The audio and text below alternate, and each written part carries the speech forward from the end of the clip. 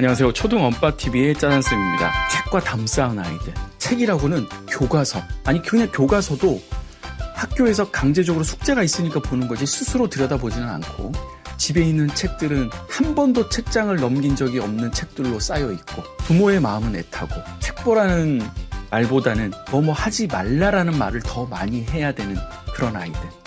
제가 요 앞전 영상에도 책이 싫은 아이들 구제하는 방법에 대한 5가지 이야기를 좀 나눴습니다. 절대 포기하시면 안 됩니다. 초등교육은요, 무언가 글을 읽고 이해하고 생각한 것을 말하고 글로 쓰는 가장 기초적인 이 능력을 길러나가고, 독서와 토론하고 논술하는 이 기초적인 실력들, 이 습관들을 키워나가는 데 초점이 있어요. 공부 내용 자체는 나중에도 충분히 따라갈 수 있지만, 이런 마음가짐과 태도는 지금부터 길러줘야 돼요. 나중에는 늦어요. 왜? 부모가 관여할 수 있는 게 아니에요. 사춘기가 오고 난 후에는 아이 나름대로 모든 것을 다 결정해버려요. 부모가 낄 자리가 없어요.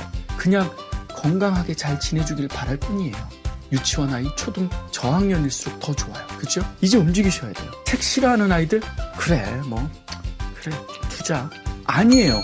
움직이셔야 돼요. 포기해서는 안 되는 영역이에요.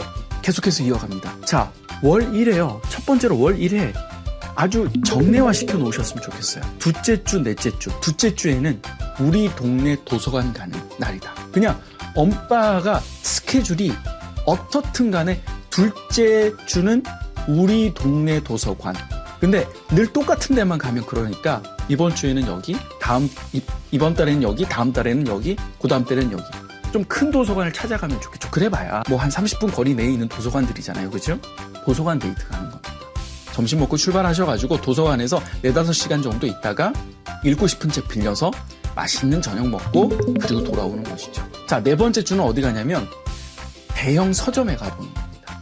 한 달 동안 읽고 싶었던 책, 사고 싶었던 책 빌렸는데 다시 한번 또 읽고 싶은 책이 있어요. 소장하고 싶은 책이 있어요. 그런 책의 리스트들을 쭉 적어둡니다. 그런 다음에 도서관, 서점에 가서 그 책들을 빌리고 또 서점 구경을 하는 거예요.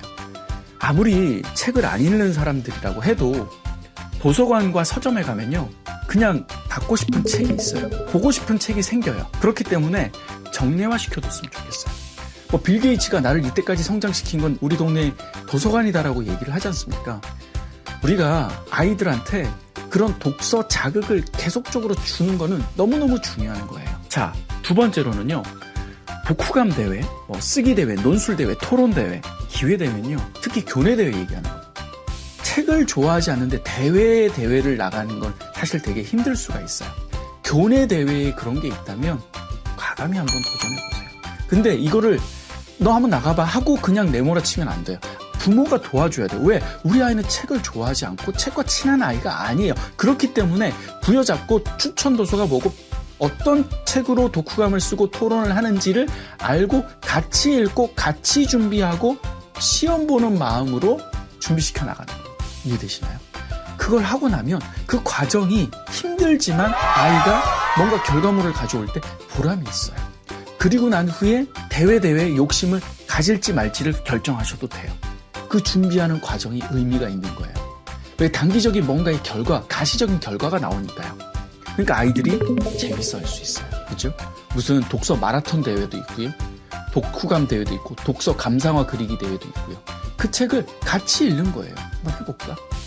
앞선 영상에서 말씀드렸지만 칭찬과 보상 시스템을 가동시키셔야 돼요.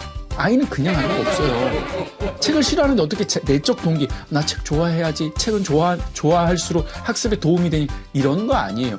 아이는 뭔가가 좋아하는 뭔가를 얻을 수 있는지 이런 거에도 사실 되게 중요한 부분이거든요. 체크하셔야 됩니다. 대회가 있다면 꼭 체크하시고 참여시키셨으면 좋겠습니다. 3번째는요, 집에 분위기를 좀 만들어 주셔야 됩니다. 그러니까 분위기라는 게 하드웨어부터 먼저 바꿔야 돼요. 책을 좋아하지 않는 아이들, 책을 싫어하는 아이들은 어떻게 보면 책이 재미있었던 그런 경험을 해본 적이 없는 거예요. 책을 재미있게 읽었던 경험이 사실 한 번도 겪어보지 못했기 때문에 책을 싫어한다기보다는 책을 만나보지 못했다라는 표현이 더 맞는 것 같아요. 그러니까 하드웨어적으로 바꿔보는 거죠. 집에 들어오면 멋진 게임기가 눈앞에 펼쳐져 있어요. 집에 들어오면 대형 TV가 다 멋지게 있어요. 집에 들어오면 아이들이 좋아할 만한 스마트폰, 그리고 그게 딱 눈에 먼저 띄고, 그리고 방에 들어가 보면 아이 책상에도 컴퓨터가 탁 세팅이 되어 있어요. 어때요? 책과 학습의 시선을 잃게 하는 요소들이 너무 많아요. 책상에 아이를 유혹하는 것들을 일단 제거합니다. 그리고 또 하나, 결단이 필요해요. 부모가 아무리 TV를 좋아하고 부모가 아무리 스마트폰을 좋아한다고 해도 아이의 독서 습관을 위해서 과감히 절제하고 내려놓으셔야 돼요. 거실에 TV가, 물론 그걸 해체하라는 얘기가 아니에요. 사용 시간을 철저하게 통제해야 돼요. 그건 부모의 노력이에요. 아이가 뭘 알겠습니까? 부모가 TV 보고 있고 부모가 스마트폰 하고 있고 부모가 탭으로 뭔가를 계속 재미있는 OTT를 계속 보고 있어요. 아이도요, 보는 눈이 있어요. 초등학생도 다 알아요. 부모가 그렇게 하고 있는데 아이가 책을 본다? 어불성설이죠. 너무 도둑심보가 있어요. 그건 아니에요. 과감하게 내려놓으셔야 돼요. 부모부터가 금단 현상이 좀 있을 수는 있어요. 끊었으니까 과감하게. 근데 결단해야 돼요. 결단해야 부모가 바뀌고, 부모가 먼저 책을 읽는 모습을 보여주는 것이 아니더라도 그러한 부정적인 모습들을 보여주는 거는 차단을 해야 돼요. 부모가 다른 걸 하더라도 괜찮아요. 영상에서 일단 멀어져요. 부모가. 그렇죠? 그럼 아이가 와서 물어요. 아빠 오늘 TV 안 봐? 엄마 오늘은 뭐 스마트폰 안 해? 엄마 유튜브 안 봐? 아이가 그러한 환경에서 달라졌다라는 걸 인식을 하는 거예요. 그러니까 책을 심심해서 보는, 그죠? 뭔가 결단을 했으면 그걸 끝까지 지켜나간다면 아이가 뭐하지 하면서 책을 보는 그러한 모습을 보게 되실 겁니다. 그러다 부모가 조금 더 한 발 나아가시면 소프트웨어도 바꿉니다. 분위기를 바꾼다는 얘기예요. 책도 보시고요. 아이하고 같이 책도 한번 보시고요. 뭔가 글자를 부모가 먼저 접하는 모습을 보여주는 것이죠. 이게 바로 혁신입니다. 가정의 혁신이 있어야 돼요. 뭘 위해서요? 아이의 바른 성장, 올바른 성장, 그리고 깊이 있는 성장을 위해서 말이죠. 네 번째입니다. 아이한테요, 저학년일수록 전집이 많아요. 근데 이 전집이 저학년 때는 먹히는데 고학년이 될수록 때때마다 아이들의 어떤 관심사들이 바뀌어요. 아이들이 갖고 싶어하는 것들이 있어요. 그때 말이죠. 그래서 전집도 좋지만 고학년이 될수록 필요한 책들을 그때 구매해 주는 게 좋아요. 그래서 아이가 갖고 싶어하는 책이 있습니다. 그래서 아까 서점에 가서도 필요한 책들을 그때 구매하는 것이 필요하다라는 얘기입니다. 그래서 전집과 어떤 단행본, 낙권에 대한 그런 균형을 좀 가져가시는 것이 되게 중요할 거라고 생각이 듭니다. 자, 5번째입니다. 제가 독서의 다른 말이 뭐라고 했어요? 그러니까 앉아서 책을 읽는 게 독서면 서서 독서하는 건 2글자로 뭐라고 그랬죠? 기억하시나요? 초등원빠 TV 잘 보셔야 됩니다. 엑기스트만 모아놨어요. 뭐죠? 맞아요. 여행이에요. 그래서 제가 1학년부터 6학년까지 우리 아이들의 교육여행 갔으면 하는 곳들을 정리해서 올려놨어요. 1학년부터 6학년까지요. 교과서하고도 연계되고 아이들의 성장 발달 단계에서도 확인해서 올려놨거든요. 한번 체크해보시면 좋을 것 같고요. 독서의 다른 말이 여행이에요. 근데 독서를 부모가 계속 강조를 하고 있어요. 근데 아이가 안 먹혀요. 그럼 2번째는 뭐죠? 바로 여행이에요. 아이가 과학에 너무 관심이 없어요. 과학 탐구, 우주, 생물 이런 것들을 계속 데리고 다녀봅니다. 그죠? 근데 이게 여행이에요.